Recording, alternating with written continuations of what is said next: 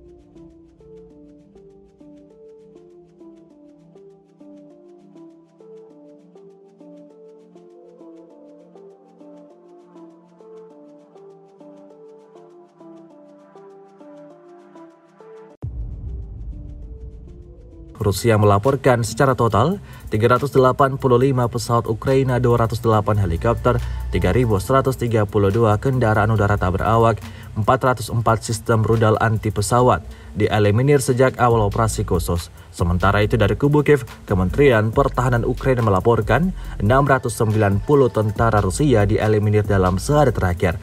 Total 139.770 prajurit Rusia meninggal sejak awal konflik hingga hari ke-358.